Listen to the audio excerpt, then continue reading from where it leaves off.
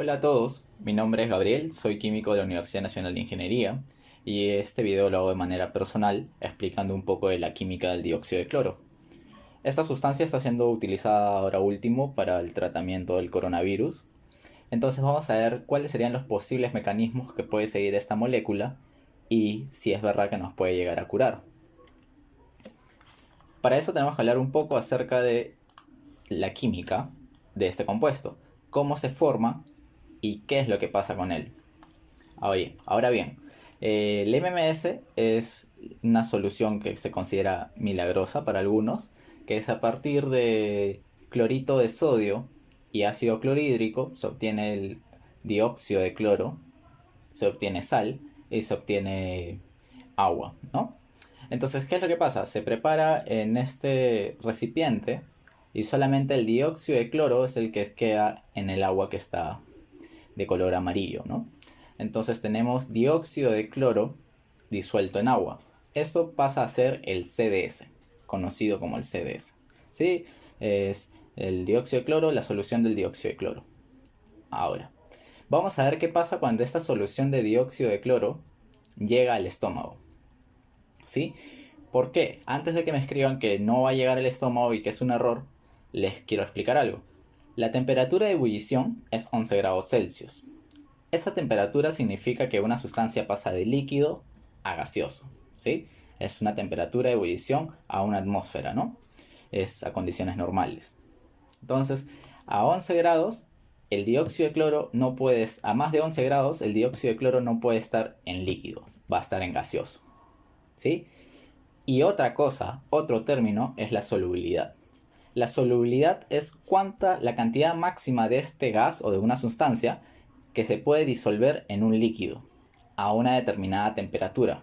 Es muy importante la temperatura porque la solubilidad depende de la temperatura. En el caso de los gases, a mayor temperatura, menor solubilidad. ¿Cómo podemos ver un ejemplo práctico de esto? Una gaseosa. Cuando nosotros tomamos una gaseosa caliente, no tiene mucho gas, su sabor no es tan agradable. En cambio, una gaseosa a bajas temperaturas, helada, tiene mayor contenido de CO2 disuelto, ¿sí? Pero la temperatura de ebullición del CO2 es negativa, es decir, a cualquier temperatura mayor a cero ya va a ser gaseoso, y eso no significa que no se pueda disolver en el agua. Si yo tomo una gaseosa, el CO2 va a llegar a mi estómago, sí o sí. En este caso pasa algo similar. El dióxido de cloro está en el agua como gas. No tiene nada que ver la temperatura de ebullición.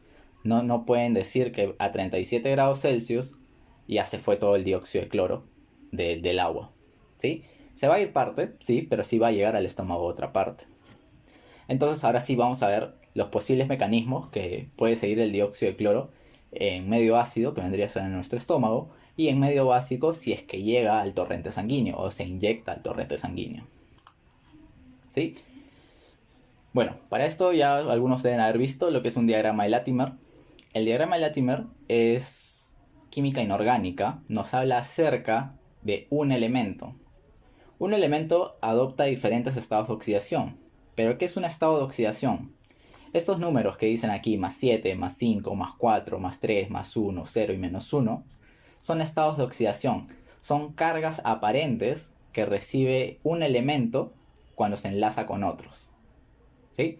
Entonces, cuando nosotros hablamos de reacciones redox, significa que hay cambios o variaciones en los estados de oxidación.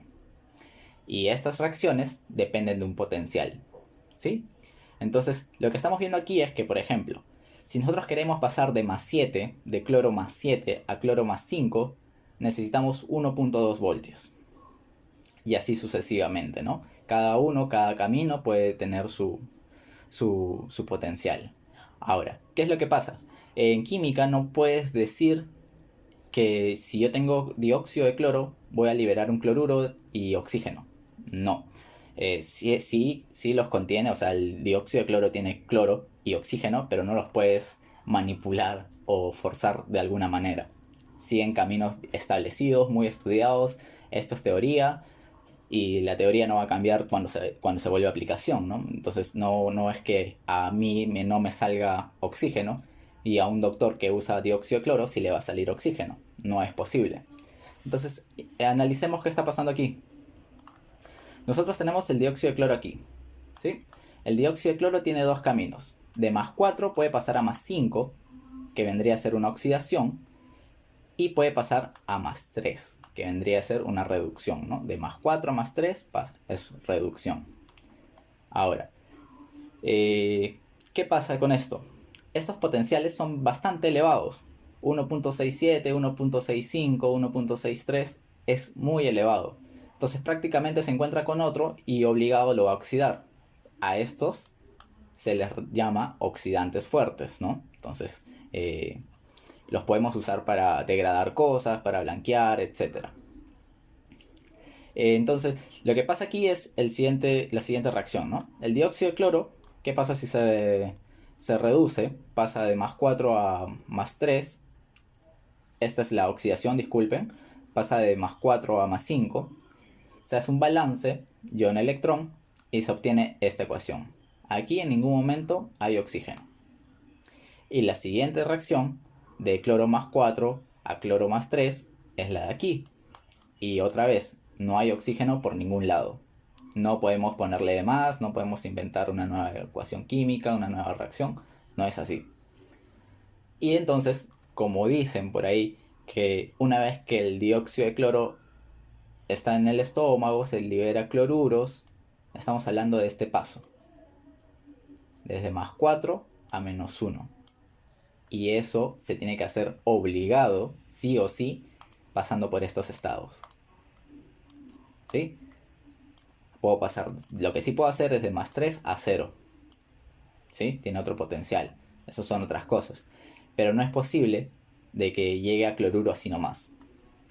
Esto pasa en medio ácido. Como muchos creerán que no llega al estómago y que va a ir al torrente sanguíneo por las paredes porque es un gas y no sé de lo que estoy hablando, vamos a analizar qué pasaría en el estómago, en la sangre, ¿no? En el torrente sanguíneo. En el torrente sanguíneo tendríamos esto que está aquí, que viene a ser lo mismo, los mismos estados de oxidación, pero a otros potenciales, si se dan cuenta. Y el camino es el mismo, ¿no? Por ejemplo, tiene que pasar por el clorito, tiene que pasar por hipoclorito. ¿Se dan cuenta? ¿Esto cómo se llama? Esto es una lejía. Es una lejía, ¿por qué? Porque es un oxidante fuerte. Miren este 1 más 6, 1 más 1, 6, 7. Entonces cuando vea otra sustancia, la va a oxidar y este se va a reducir. ¿Sí? Va a pasar de +1 a 0. Y así. Entonces, en este caso, por ejemplo, tenemos del ion clorito, que se ha descompuesto el dióxido de cloro. El dióxido de cloro se descompone en ion clorito. El ion clorito se descompone en ion hipoclorito. ¿Sí? En ningún lado hay oxígeno, no hay forma de que oxigene. Entonces, eso es de ahí partimos, ¿no? O sea, esta es una hipótesis. La hipótesis sería: el dióxido de cloro sirve para oxigenar la sangre porque libera oxígeno en su mecanismo de descomposición. Pero vamos a la teoría, que ya está súper estudiada, esto es algo básico, esto se enseña en tercer ciclo de la carrera de química. Vamos a la teoría y vemos que nuestra hipótesis está mal planteada. ¿Por qué? Porque no hay liberación de oxígeno en ningún momento. No hay mecanismos de absorción del dióxido de cloro para la sangre ni para el estómago, por el pH y por los antioxidantes que tenemos. Entonces, los antioxidantes justamente evitan que se oxiden cosas importantes. Entonces, apenas entra un agente oxidante, funciona el antioxidante y se oxida ese. Y así sucesivamente nos cuida de este tipo de especies. Por ejemplo, nos cuida del peróxido de hidrógeno que se produce normalmente en el cuerpo. Entonces, como la hipótesis está fallada o está errónea, ya no tendría sentido seguir investigando. No tendría sentido que se hagan investigaciones al respecto. Está bien. Ahora me van a decir que entonces los científicos, los médicos están equivocados.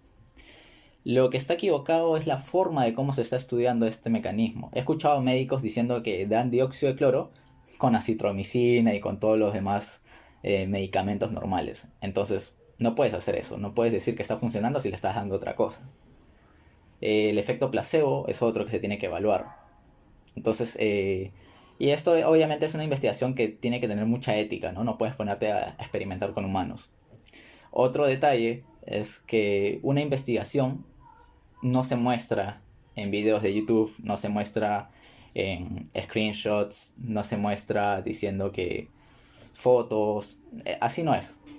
Las cosas tienen que estar muy bien redactadas, muy bien planteadas, muy bien soportadas, argumentadas, discutidas, y cuando ya no tenga por dónde ser atacada una hipótesis o unos resultados, recién se va adquiriendo fuerza, ¿no? Pero obviamente aquí todos los que hablan del dióxido de cloro, que puede servir para curar el coronavirus, diabetes, todo lo que se les ocurre, es una gran estafa. Y no nos pueden decir que demostremos la toxicidad, porque esa no es la idea. O sea, si tú me estás diciendo que funciona para algo, no me puedes decir, a ver, demuéstrame que es tóxico. ¿Por qué? Porque no tiene sentido, ¿sí? Y aparte, ¿quién haría estudios de toxicidad en humanos directamente? ¿Y por qué no? ¿Por qué es así? ¿Por qué no puedo estar por qué por qué no se equivoca la química? Porque simplemente es una molécula simple. Es un dióxido de cloro de tres átomos. Dos elementos, tres átomos. Eso está súper estudiado, se ha usado mucho tiempo atrás. Se usa actualmente como desinfectante de agua porque es barato. Entonces, no sé qué están tomando, no sé qué están haciendo. Y sí deben tener cuidado porque puede causar daños a la sangre, ¿no? A la hemoglobina la vuelve hemoglobina. ¿Sí? ¿Por qué? Porque el hierro que tenemos en la sangre está con estado de oxidación +2. Entra un oxidante, oxida el hierro y lo pasa a +3. Entonces, ese es el peligro con este tipo de sustancias, ¿no? Y oxidantes en general. Bueno, si alguien tiene algún comentario, otra postura, otra idea, espero que lo hagan saber con la educación correcta. No les he faltado el respeto en ningún momento, solamente les estoy explicando un poco de química, un poco que podrían encontrar en libros como el Cotton de química inorgánica, el Mancú de química inorgánica, el Hughey quizá debe estar, porque normalmente se ve diagrama de Latimer con diagrama de Frost y cosas así. Entonces esto ya es teoría y la teoría no va a cambiar cuando sea aplicación. Así que no hay forma de que esto funcione.